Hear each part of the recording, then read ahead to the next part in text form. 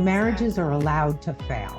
Like everyone, you can fail in a marriage and still get up and want one, right? This week, we had Lauren Zander on the show, and we had a great conversation about how to dream your way to your dream life, divorce well, and how to go through the process more positively. It was an amazing conversation. I am excited for you to listen to it, and I hope this episode is valuable to anyone who will be listening. Stay tuned for the full episode. Welcome to Women Winning Divorce, the podcast helping successful women navigate divorce with dignity so you can protect yourself, your children, and your assets. I'm Heather Quick, founding attorney at Florida Women's Law Group, where women win at life. Welcome to this week's episode of Women Winning Divorce. I'm Heather Quick, owner and attorney at Florida Women's Law Group. Today, Lauren Zander is joining us. Lauren is the founder and CEO of the Handel Group, a master life coach, author, and the creator of the Handel Method and Inner.U.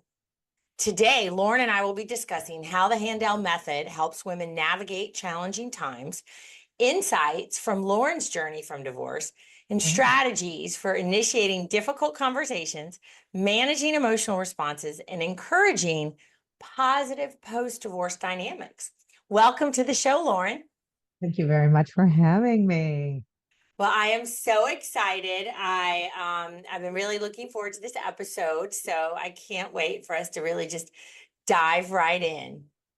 So for our listeners, Lauren, we'd love it if you could share a little bit about your journey to how you got to where you are now and doing what you're doing. All right. So I am 54 years old. I started my own coaching business in 1998. Don't make me Okay. do that. Don't make me do the math. It was, and just so you know, I really did call myself a life coach, and I really was like the first. No one knew what it was. No one Yeah, like no, that it didn't like even made exist. no sense at all, and I Right. was highly made fun of. I'm like, is that what you're gonna coach me on my life? I'm like, actually, yes, sit down. Yeah. So starting in 1998, I went out on my own. I had been working at a self-help seminar company that was doing great work, and I didn't love the company I was working for.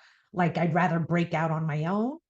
And Right. so I broke out on my own in 1998 and then started coaching individuals and then worked my way into coaching in businesses and then had a bigger dream of if I could change the world. So somewhere around 2005, 4, 5, I started the Handel Group.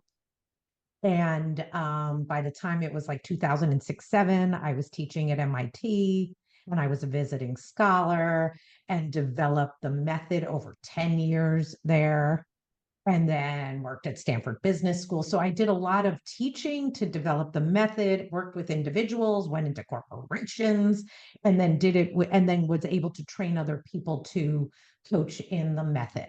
And so it's just been my obsession. And then in between all of that, I was married and had 3 children. Okay. All Hey. righty. That is a lot, right? Over that period of time and very exciting. Now, Mm. as the founder of the Handel Method, can you tell us, like, as part of changing the world, but what really inspired you to just, spend so much time and really develop this into a true Um, method? well, I realized from like the smallest of age that no one cared what people's dreams were. It was like, are you a lawyer, a doctor? Are you going to college? Like the list of what you could be or what you could do, especially in my family, was there was no option, but you were going to college, you were gonna like you were definitely getting married, you were absolutely having children, you were going to be a good religious little girl, right? Like there Uh-huh. was a list of absolutes that were Okay. non-negotiable. And then as I Mm, was out in the world, I couldn't believe that there was no other way to think about life itself. right. And that and there was no way. And then the whole world made excuses and no one was really happy. Like, how could, and then my own inner dialogue was driving me crazy and wasn't very nice to me. So I was very interested in what was possible and human potential. And Okay. so I've always been really upset that there was nothing. And so that's when, and even at this self-help company that I was at, it also didn't solve what I wanted solved in life, right? I wanted individuals dreaming in all 12 areas of their life. I also, then the deeper I went into what I ultimately teach was that over 80% of a human's thoughts are negative. Over Wow. 80% of your all thoughts, they're fear-based, they're Right. in worry, and they're limiting beliefs. Okay. Woo-hoo. Okay. Yeah. And only 20% were like, you go, girl, right? Like, oh, you can, right? Like, You can do right, this, right? right after you be worried about everything before that. So it Right, right. seemed pretty obvious to me that what needed building was the 20%.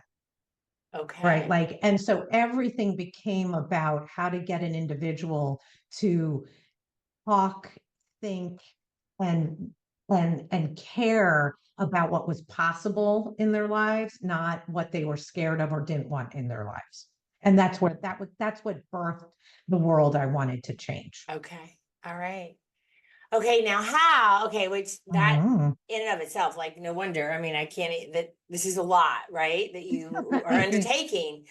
But let's talk about particularly women, helping them reshaping their lives during difficult times like divorce. Right. Because we're probably lucky if during divorce you have 20% positive thoughts going on, right? Like it could be Right. even worse at that time when you're in a stressful, life-changing situation, which divorce is generally. How does that help Sure. women, with what you teach? So I so the dream that I have people right. Like there is who you want to be. There's Okay. things you're doing. So I split life out. I make a joke. I call it church and state, right? The Okay. state are the things you're doing, the state, right? Like the truth about what you're doing. Yeah. And then church is how you're feeling and how you're thinking and how you're interacting with what there is to do.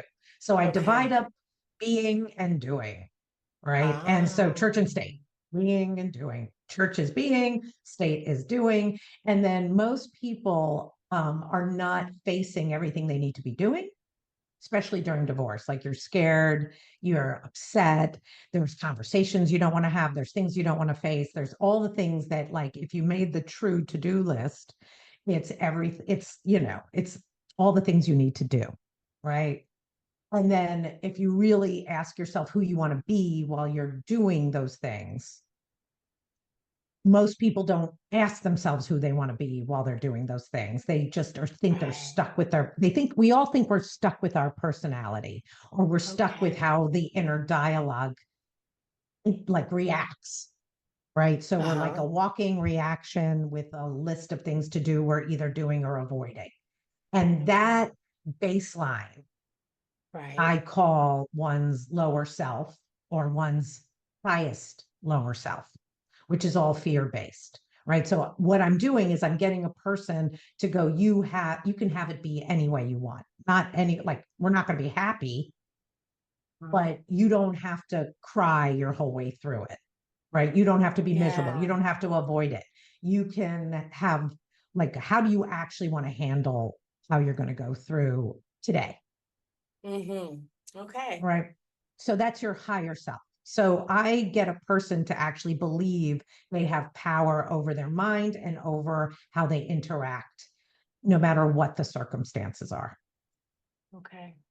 Mm. Now, yeah, I mean that's a lot. And that takes, I love the way you say you have to get the people there to believe that you do, right? Before you do the work. Because if you don't believe it's even possible to have control over these kind of things in your thoughts, it's going to be hard to do the work. You might Now, not even get divorced, right? You might be you've been yeah, you're you've been just a dreaming, victim. You right? can't, yeah. You're a you're a victim, and then you have your very fixed reasons Yes. why you're stuck. And Exactly. I even Yeah. call that a weather report, right? So I have lots of little names of ways a person can hear their negative inner dialogue and separate from it. Right. So you have to, so the concept that you can separate and hear your negative inner dialogue and then not believe it. Right. So Right. people can hear their mind say something terrible, like, oh, fall Uh-huh. off the horse. And then you're like, ta ta ta, or knock on wood. And so we all know what I just did. Right. Yeah. We all know knock on wood and don't believe Yes. that. Right. Right. Right. The amount a person needs to actually be dealing with that and doing that so that they can hear what their higher self really wants to think and be is doable. Okay. Right. And Right. so first you like the first step is do you get your voice in your head is making a mess and it's Mm. making you not take actions you wish you were taking. Like there are actions you wish you were taking. Right. And then how do you take them? Even if it's just don't eat that, go for a walk, Mm-hmm. call the Mm-hmm. lawyer, tell your mother, Yeah. say this to your husband, right? Right. Like there's a list of actions that need to be taken. And then there's how you think about yourself, the church part that you believe you can. Got it. Mhm. Now, that's a lot. It's a lot. Now, the Handel method involves addressing 12 different areas of our life. So I would That's right. love for you to just tell us what those are. Okay. So, first of all, the reason I break life out into 12 different areas is so that a person doesn't feel like they're just this glom of life, Okay. right? Like one big Okay. blob, Right. right? Right. And that you can, and then the minute you start writing down your dreams, this is the good news, everyone. The minute you start Okay. writing down your dreams, you have there is a subconscious dynamic in you that it's like, oh, I started thinking about Susan and then Susan called. It's like that world of woohoo and Yes. coincidences. So folks, just writing down your dreams and starting to talk to what you do want moves the world. Like it starts to actually change your scope and the way you think about what's possible. So as I name each of these areas of life, I do that on purpose so you could start building that 20% of positive language of like, Right. even if you're not going to do anything yet, because you're too scared to take the actions, Uh-huh. let's just dream. Let's just like, Okay. daydream. Right. So here's Okay. the 12 areas: your relationship to yourself, Okay. your body, your love life, Mm-hmm. your spirituality, your career, your money, your relationship to time. Time is a whole area. Home, family, friends, fun and adventure, and learning, and community.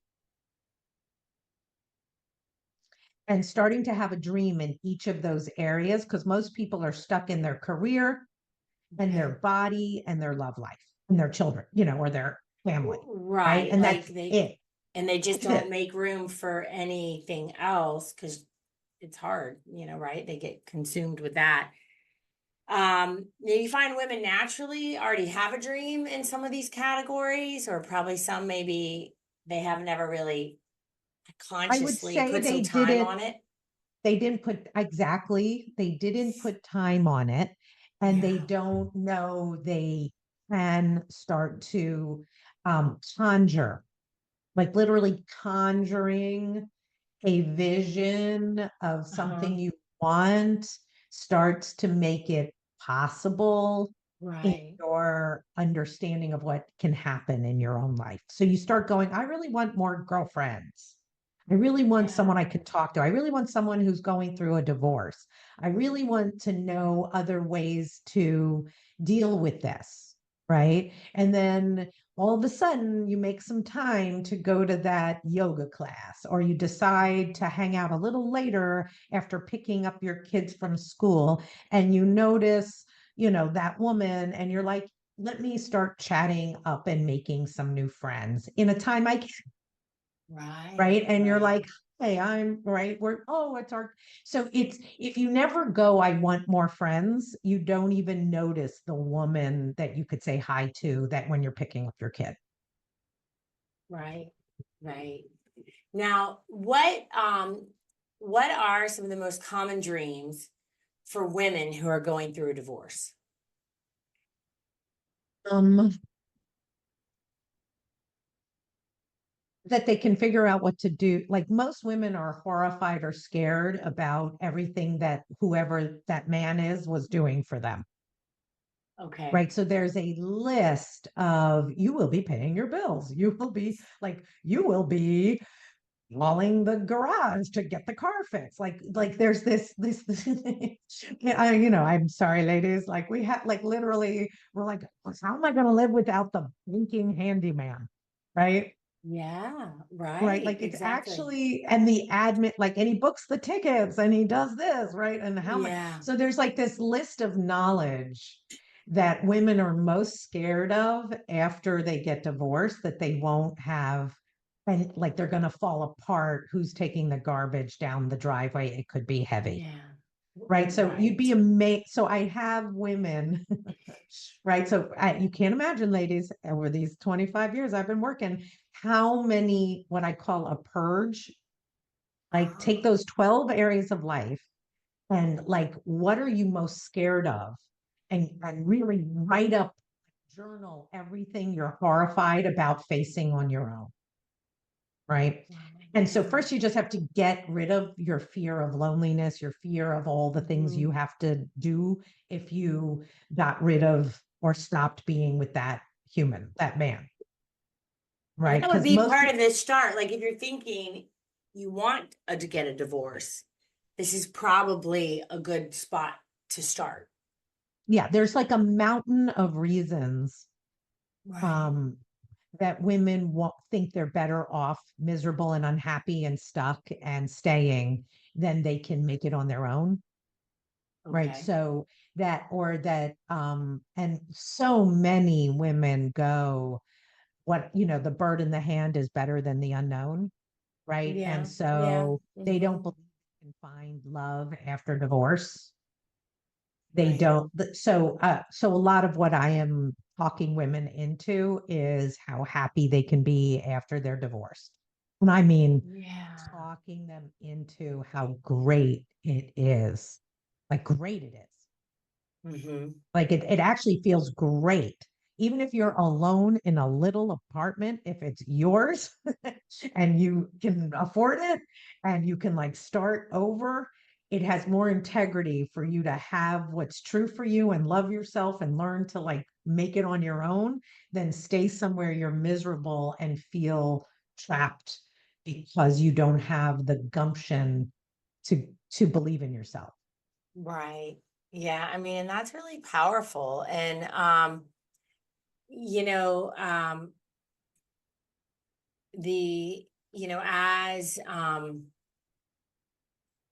you start this conversation and with women, how does that happen? Sometimes I imagine it doesn't go that well, right? Or it goes south or they get upset, how do you deal with that? Regarding their relationship to themselves or whether they are talking to their future ex or maybe ex or like where which Yeah, more who am in I the addressing? relation, like, they're like, we're talking about getting a divorce. They really, there's a part of them that wants this, and you're trying to help them go through this, but yet there's a block, right? Where they're like, oh, I can't do this. Yes. How do you help them through that?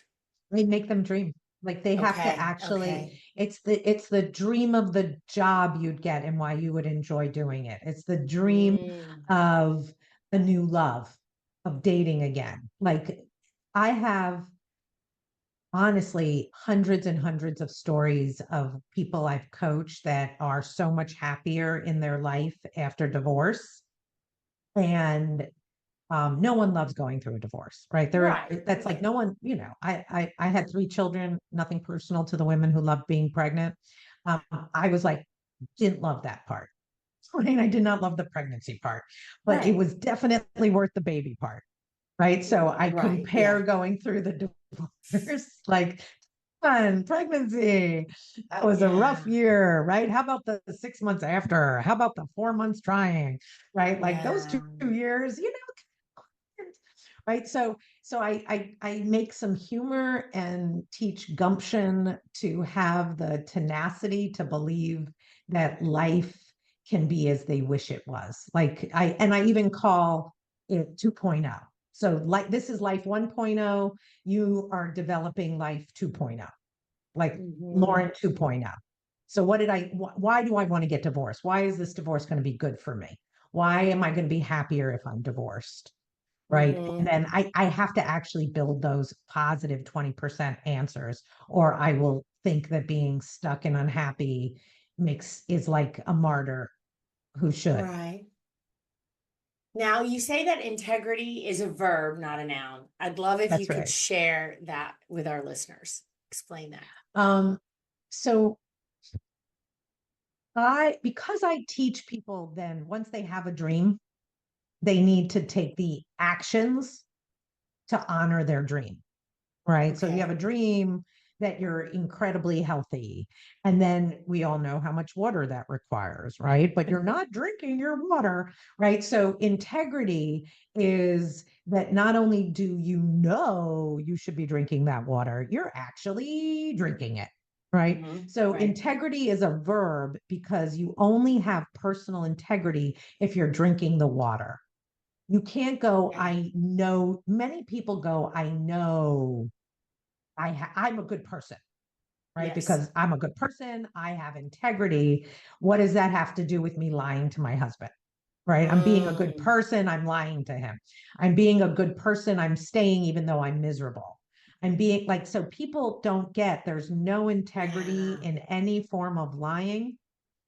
And that Okay. integrity is a day to day, moment to moment verb of what you're doing to honor yourself, Mm. to honor your life, to honor Right. diet, to honor brushing your teeth. Like that, like you have integrity if you're brushing your teeth, you don't have integrity if you don't, if you want to keep your teeth. So I Okay. mean, I'm Right. making it funny and simple, but But yeah. it's profound that people go, I have integrity, and they believe they have it because they're overall not, killing puppies. But do you really have integrity if you're not Hmm. taking the actions you wish you were taking? And my answer is, I apologize. No, you don't. Right. You know. Hmm. You don't. You don't. Now, and that's just a great point, right? Because it's like you got to start being, truthful and honest with yourself and having an integrity with yourself before really you can then go out there and have integrity with others. And that's, a hard one to swallow, I think, for many people. Especially in divorce, because everyone is blaming the other person, right? Right. You're the reason the way you are is why I have no choice but to divorce you, Hmm. Hmm. right? Like, Yeah. so, and most people, when I help people actually get divorced without it being a very bad experience, Right. is I stop the blame game. Like, it's okay you don't want to be together for the rest of your lives. It's okay you don't Okay. fit. It's Yeah, actually, you should only be married to someone you really want to be married to, exactly. not because you Exactly. decided 23 years ago you should, right? Yes. Oh, Hmm. Now, right? you've Life, been yeah. open about how divorce can lead to self-discovery. Can you Mhm. share how going through divorce helped you redefine what you wanted in your own life? Absolutely. I really did. So I got divorced and didn't like from the day I knew I was getting divorced, we were breaking up. It was 2 years before I considered myself healed. Okay. And healed is I was interested in men. I was Okay. like, Got it. hey, right? Like, hey, right? Because I haven't dated since I was like 26 and I'm Right. 54, like, Jesus, right? And even though I teach dating. So the good Okay. news is my method works for dating, Good. and I am proof that it works. I didn't know I was going to need it, but I did. So by the time I started dating again. I had a dream, just like I said, of what I wanted love to be, and what I Okay. wanted partnership to be, and what I wanted really in my love 2.0. Okay.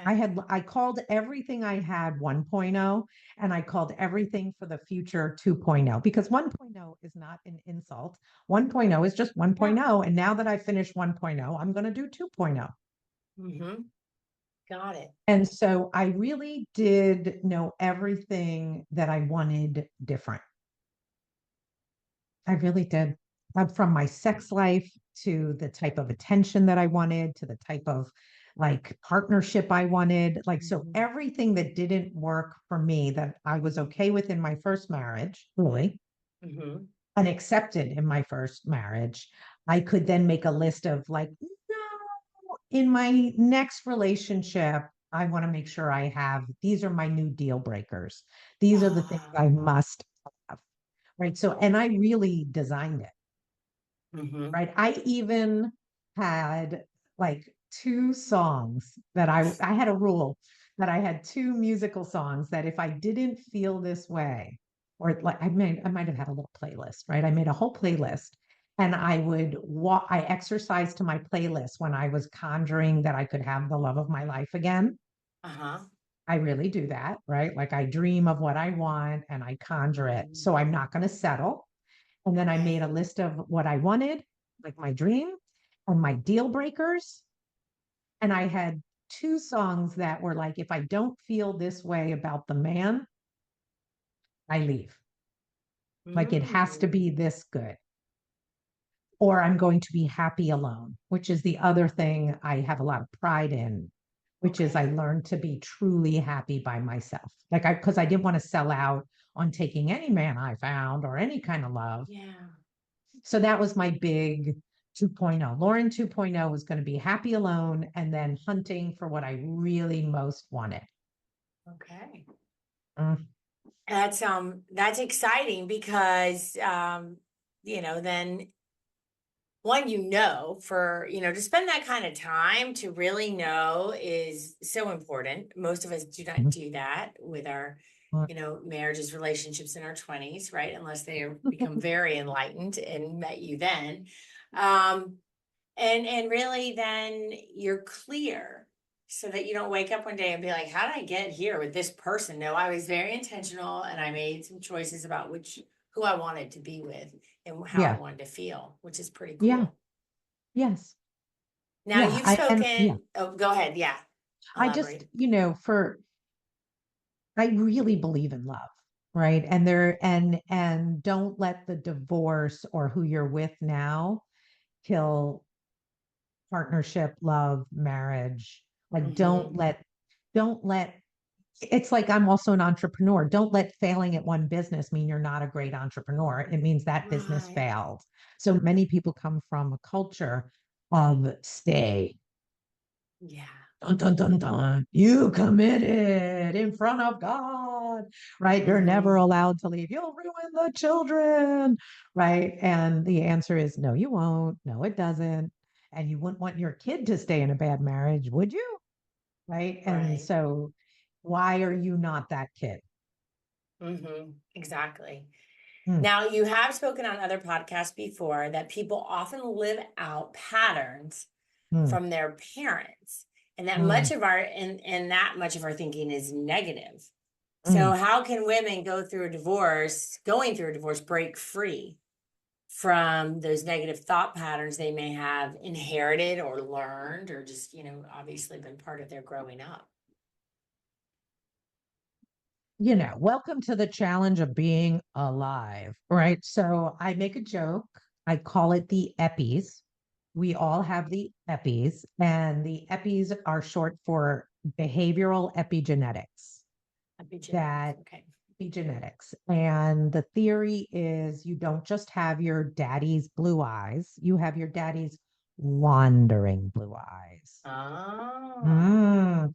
Mm. Right. Or you're your mother who stayed with the daddy who had the wandering blue eyes, and then you're shocked you're in a relationship with a cheater. Right. Mm. So the bummer and the most interesting part of like spiritual evolution is facing how much the odds are that you will end up in a very similar reactionary relationship that reminds you of your parents. Right. And so basically I have when I'm helping a person wake up to this, I'm like, okay, take your parents' positive and negative marriage traits, even however many marriages they had, like take their positive and negative traits, make a few sentences about it. They weren't affectionate. They were workaholics. They only believed in this. They were religious. They were like, so how did they treat each other? What was it like? Right. Always business Right. as usual. Like, so you start to lay out all the marriage traits. Okay. And then you ask yourself how that trait lives in you, in your Okay. relationship. Mm-hmm. And so you map on how the way your parents were like how that's like how you are in your relationship. Right. And so if you look at my parents' relationship, well, one, they stayed married because they didn't believe in divorce. Mm-hmm. And my mother really didn't never worked a day in her life, like Okay. honestly, never worked a day in her life. And my father was obsessed with being like loved his career. Okay. Can anyone tell which one I ended up more like, mom or dad? Maybe bad. Maybe my daddy. Okay, so Maybe everyone bad. say hi, Joel. Right. So I was so obsessed and in love with my career. Uh-huh. And my first husband, my was really a home take. He took care of the kids, right? Ah. He didn't not work at all, but he hardly worked. And the more successful I got, the more he was taking care of the home and was a Mm. woodworker and was rebuilding the house and managed our money and took care of the kids. So it was a reversal. But boy, oh boy, the way my ex reminds me of my mother Mm-hmm. is really shocking. So Wow. they have a Yeah. lot in common. And it's a very unique but real way from the way Okay. he critiques, the way how he, like everything about him shockingly reminds me or has similarities to what I grew up in. Wow. That's Mhm. crazy. I mean, science has been proving that behavioral epigenetics is real, which is that you are turning out like your parents, right? Like whether you're evolving, but you're not that far above, right? You're Right. evolving, you're doing it better. You're coming up with a slightly better version. But real evolution would be to understand what you came from so that you can design your own dream outside of it.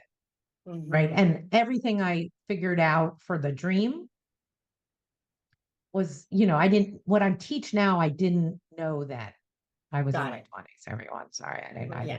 I You didn't needed know. my You own, didn't know it yet. I wasn't like, I had a clue. I was definitely talking about it, but I did not understand the depth of the implications. Right.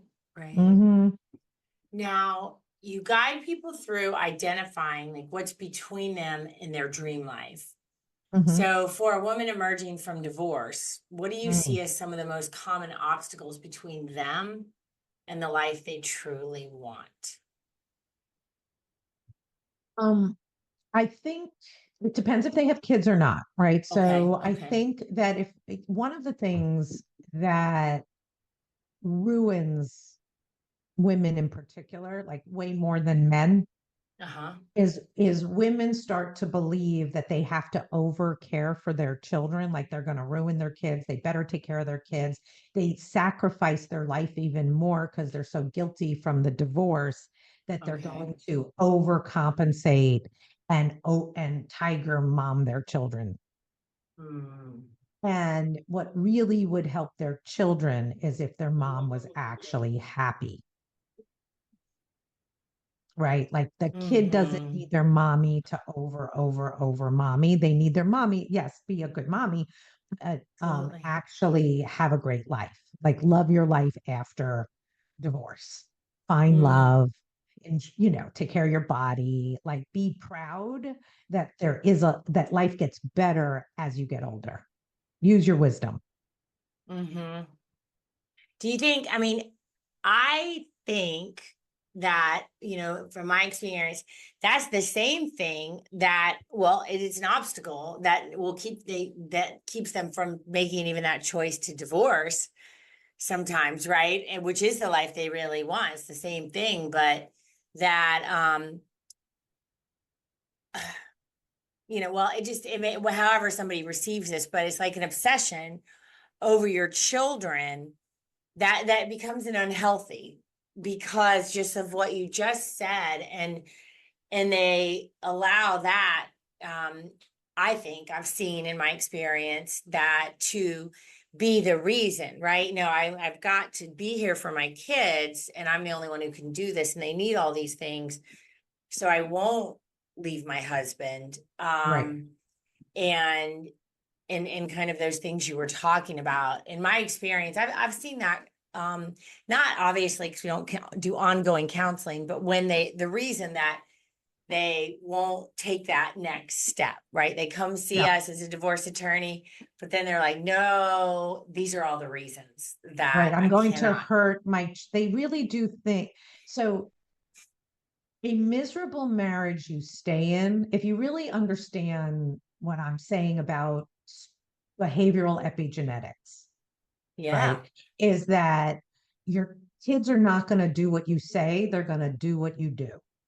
Right. Right. And so if you're going to suffer in an unhappy marriage, a sexless marriage, a marriage with someone you consider an alcoholic, like you have profound reasons to think it is not a great love of your life.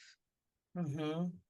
Ladies, your children will be dating that person or marrying that person. Mm-hmm. I am like coming to a theater near you. Your children will Yeah. reenact, like as you can see how you reenacted your parents, unless you really made Yes. sure you didn't, your children will be reenacting you, Right. whether you like it or not. So Yeah. the more you do your own work, the more work you're doing for your children. The happier you are, the more you find the career you want, the more you take Mm-hmm. care of your body. The more you do, the more your children will go, oh, that's what it is to be human. Right? You tell the truth. Right. You go for it. You'd rather fight. You'd rather be in a one bedroom than this big house and be miserable. Right? So it's Mm-hmm. like fight for being happy in your life rather than Yeah. materialism and religion and what will everybody think is making the decisions. It's like the outside world is running the inside world, not your inside world crafts the outside world. So this is what I talk humans, every single one of us into. Like you have to believe in yourself, and what you want is, if you're miserable, you're miserable, and what do you think it's going to be like in 6 more years? Better, Right. right? You think that's going to be, Exactly. think you're Exactly. going to be happier with that guy sitting in that chair, right? While you're Yeah. like, "Arr, arr, arr, arr," right? You think the Hmm. growl's going to lighten up, or you're going to start drinking too? Like, which way is this going? Yeah. And I think that's some of the hard truths, that integrity that, hey, many of us at times in your life, it's hard to face that and know, like, oh, um, that's the reality of this behavior. Kind of like when your kids, this is at least my experience. And even as young children, sometimes it's like looking in a mirror at the behavior, and it's not always pretty, right? It's not. You're like, oh, okay, I know where they get that from. Where they're screaming tantrum and throw. I was like, yeah, I understand that. Like, I think I see that myself, Yeah, no, right? I used to be able to, like, especially when my kids were like smaller, because mine are all Uh-huh. grown now. When they were smaller, we used to go to the parent teacher conference, and like the list of issues the child was having, and I'm like, yours, mine, Yeah. yours, mine, right? Like, whoop, Yeah. yes, I bet that's bugging you, right? Like me too, right? Oh, can't focus. I'm like, oh, Mhm. that's both of us, right? Yeah, And right. that is not that. So that gives you the impetus to actually realize how much power you have in anything you're willing to change in your current reality as a parent will go Yeah, right in. And there's science that backs this, right? They have right. proven that they did this study where they took rats, right? And sorry, everyone, they electrocuted their little paws and made them smell cherry blossoms at the same time, right? And then they pregnated these rats, and then those rats immediately came out Uh-huh. with sensors to smell and thicker pads on, like they immediately evolved from one generation to the Wow. next, Oh, right? And they know that if the parent experienced something, it's going right into the evolution of that child, right? And so they make the link that whatever is happening to you, it's becoming the norm for the baby, okay. Hmm. right? And so and it doesn't unlink, right? It's like, to this day, as I exercise and take really good care of myself and learn to cook, one of the things I developed after my divorce, right, was who's cooking, right? Right. It's me, Yeah. right? So that's exciting because it teaches my children life is better. Like life gets better every year. Right. And you can learn new things and and you can continue to grow and evolve and yeah, which is great for our kids. You don't have to be stuck in a situation and you're always the same person. Like you can grow and make changes. Actually where the fun is, right? It's Yeah. right. If you love something about yourself, great. That's what you're keeping. If you don't love something about yourself, put it on the chopping block for what's like. Let's do replacement therapy. I mean, what are you replacing that trait with or that action with? Right. And there's only Mm, one person who can make that decision, and it's you. Right. And that always feels amazing. People really don't even understand how good it feels to even just right. try a new habit for 10 days. Right. Like it's the best. It really is exciting. Like that you change is actually a lot of fun. Right. Um, Right. right after you get over giving up the vice that you're like the thing you're addicted to, Mm-hmm. that it Mm-hmm. tells you, like it's a voice in your head, it's something you believe that isn't true, and only you can call it out. Right. Mm, Right. And what mhm, a great way to think about change, talk about change is that it is exciting. And mm, instead of something that we should fear, because right. it's happening anyway, right? Like change is always happening all around us all the time. And so to make this up that I am afraid of it, well, it's happening all the time. And actually, if you can embrace it, it's healthier and you can probably get more out of it with these different areas of your life. You know, that's all I talk about, that's all I teach, and then I get to watch people fall in love with themselves, right? And Yeah. you're never too late. You're just never too late to make changes. And I've seen it in people in their 70s. I've seen it in I've seen people fall in love in their Mhm. 80s. Like you can even have a love dream in your 80s, right? And find love. Like you're Wow. never too old to have everything you want, right? And That is beautiful. so And it's true. And that's the way we should all go through life is believing that and doing what it takes so that you can do that. yes, So for our listeners who are curious about the Handel method, but may not know yes, where to start, how yes. can they begin to apply its principles to understand and learn? So I have three digital courses: the Inner.U Life, like Inner You, Uh-huh. You life, Inner.U love, Inner.U career. So those are my digital Okay. programs. And Uh-huh. they have all of my content on an app where you then can do all this work and you buy that course. And then once you buy one of my courses, I teach free master classes every week to all the people, and I give you, and everyone gets buddies, so you don't have to do it alone, and people start building Mm. community. It's really wonderful, which is the other thing that really happens when women are in the middle of a divorce is Uh-huh. they don't feel like they have people they can complain to and make changes Right. with and try, right? They Yeah. don't want to like, so anyway, I recommend people buy Inner.U Life or Love Mm-hmm. Mm-hmm. and come take my classes with me. Okay. And then we weekly make promises and make change over years and years and years. That's awesome. That's Yeah. awesome.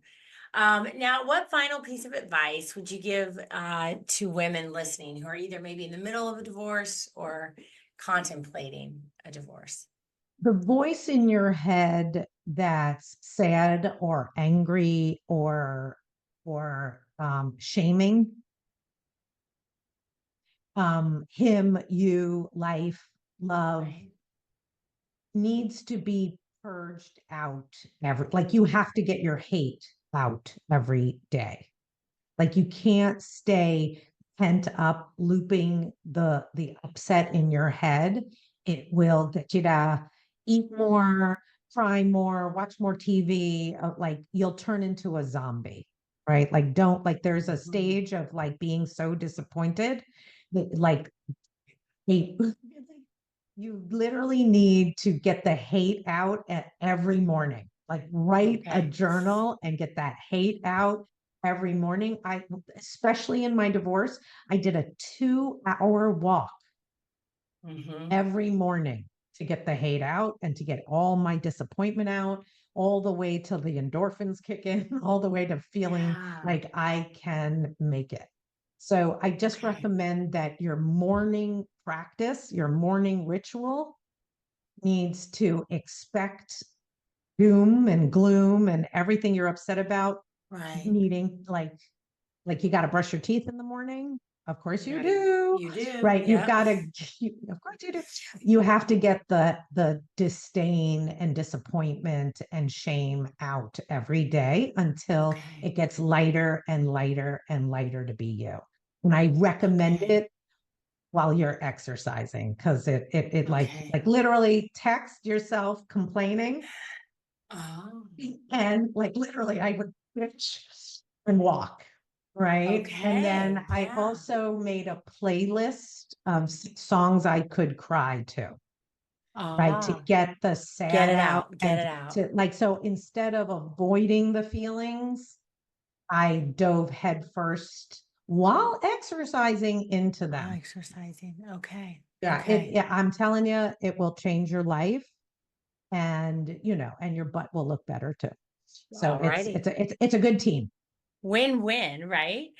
Well, Lauren, before we go, and this has been amazing, could you impart on our listeners, what have you learned about women and their resilience throughout your career and experience?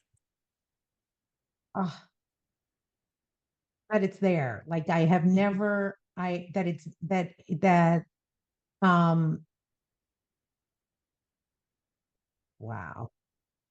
That women are remarkable because we are connected to our feelings, right? Mhm. And we can dream. Like everything that I am delivering and doing, a woman can like get turned on. Like there's like a button, like there's a click on. And that once you get you're like, okay, I'm doing it. Right? All right, I'm gonna make my life like I commit, they will. Right. So I've always Yeah. been impressed in women's willingness to be like, fine, I'm done being miserable. Let's go. Let's go. That's Let's awesome. go. Yes. Well, lastly, Lauren, where can our listeners find you for more information and resources? Um, I please follow me on Instagram. I'm Lauren Handel Zander on Instagram and Inner.U like INNERU dot Mhm. coach, right, is also my big website for everyone who has bought Inner.U. So please follow us there. And then you can also, I have a book that I wrote many, many years ago called Maybe It's You. Oh. Wow. Which is Maybe It's You. Cut your crap, face your fears, love your life. Awesome. Awesome. Well, we will make sure all of that information is in our show notes, listeners. And we've reached the end of our show today. Thank you so much, Lauren Zander, for joining us today and discussing really just how to rebuild your life and how to make your life really what you dream it to be. Thank you so much. Thanks for doing this for all the women. Oh, absolutely. And listeners, if you or someone you know is going through divorce or is thinking about a divorce in the Northeast Florida area, please reach out to us at floridawomensLawGroup.com. You'll find our practice areas and the link to our website in the show notes. Thank you for listening.